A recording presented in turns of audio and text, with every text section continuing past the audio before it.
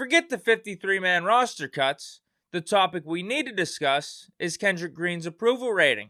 Is it at the highest it's ever been, despite his on-field playing being at its lowest? All that and more, up next on Big Deke News. Yesterday, in the midst of Steelers trading for players left and right, and also a bunch of big names being cut across the league, there was one man named Kendrick Green who used an app known as Twitter. He first tweeted out, "Thanks to God," presumably because he made the Steelers' 53-man roster. A fan responded to KG's tweet, "You better thank him.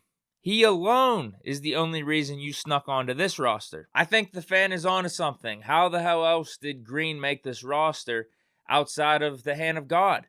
But Kendrick did take exception to this comment and responded by saying, "Your lady is mid."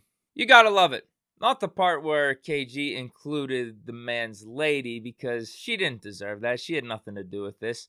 I actually think Bailey Storzier said it best, insult the man, not the lady. But who knows? I don't know her sense of humor. Maybe she found it funny, because I know if someone on Twitter or someone called me mid, I'd be laughing my ass off. Mainly because I know it's not true. I mean, I'm top tier. But I think it's more about just the aspect of KG clapping back to a hater. Like, if you're going to throw a take his way, if he wants to take the opportunity, he could say whatever he wants back, because it's all fair in love war and Twitter. And since it is fair game, whatever KG says in response, there can always be another response to that. The reaction to the reaction to the reaction, the response to the response to the response. It's the internet. And the original poster clapped back with the tape. Always a safe, solid rebuttal. And it didn't seem like KG had anything to say in response to that. But then we had some third-party onlookers give their insight as well. Tanksy said, "Hey KG, just block him." "Oh wait, you can't."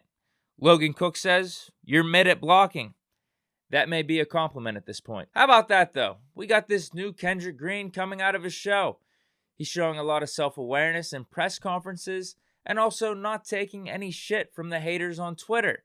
The only problem is, though, we keep seeing the old Kendrick Green show up on game film. But enough of this social media beef, and on to the 53-man roster cuts the Steelers made yesterday, and also an additional trade. Notable names that the Steelers cut: linebacker Buddy Johnson, running back Anthony McFarland, cornerback Justin Lane, wide receiver Tyler Vaughns, inside linebacker Marcus Allen, offensive tackle Joe Haig, safety Elijah Riley, and outside linebacker Hamilcar Rashed. Buddy Johnson I was a little surprised with, because he did play decent in the preseason, and we drafted him in the 4th round last year. I don't think it's that easy to let go of a 4th rounder in their second year like that, but I guess it's a testament to our inside linebacker depth. Even though we rip on Devin Bush a little bit, it is a deep position group when you look at, we have Miles Jack, Devin Bush, Robert Spillane, and now the emergence of Mark Robinson. And then with Anthony McFarland, I was shocked and not shocked at the same time. I was shocked because I thought the Steelers were just going to keep 4 running backs. Jaylen Warren was showing out way too much. There was no way in hell they were going to cut him. And I thought McFarland really didn't do anything to deserve to be cut. He brings that extra speed element. But then I was not shocked because the Steelers did not decide to keep 4, and someone was going to get cut.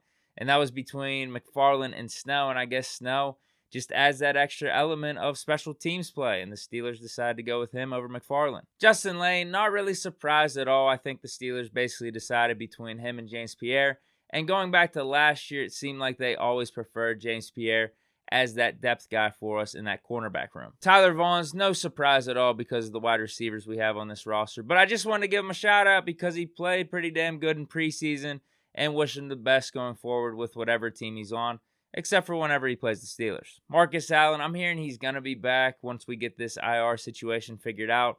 But whenever they said we cut him, I wasn't that shocked because he hasn't played at all this preseason. He's been hurt, and we've had Mark Robinson making plays out there left and right. With Hamilcar, I didn't expect this because going into yesterday, I'm pretty sure he was the number 3 outside linebacker on our depth chart. But I guess that's why we traded for Malik Reed. We didn't have that much faith in Hamilcar and wanted to bring in someone else. And then lastly, I thought cutting Haig was weird because now we're only left with 3 offensive tackles: Dan Moore, Chooks, and the newly acquired Jesse Davis from the Vikings. Let's talk about this real quick. I've been seeing a lot of people are down on this trade, saying he sucks, and yeah, just complaining and being negative about it. I honestly think those people are just always going to be upset about whatever moves the Steelers make. It's never going to be good enough because all we did was give up a 7th-round pick for a dude that has started a shit ton of games at the tackle position. Whether or not you think he's good or not, he started a ton of games in the NFL. And worst case scenario, he's just going to be a depth guy for us behind Chooks or Dan Moore and will fill in if either of them go down. So, what's the downside here? What's the harm? I like this move. Again, shout out to Omar Khan for his wheeling and dealing. But back to the roster construction as a whole. I'm guessing the main storyline is the Steelers keeping 7 receivers, which is something I was stunned with because I thought the max they were going with is 6. Kept 7. The last 2 that made it were Miles Boykin and also Steven Sims. And I ain't mad about it because they played good throughout this preseason, and even though they're going to be low on the depth chart, might be able to catch a roll or catch a couple plays here or there, especially with Calvin Austin being out for who knows how long early in the season. I also thought we were going to have more corners. I was a little stunned that we only had 5, especially given that one of them is only a slot corner specialist in Arthur Maulet.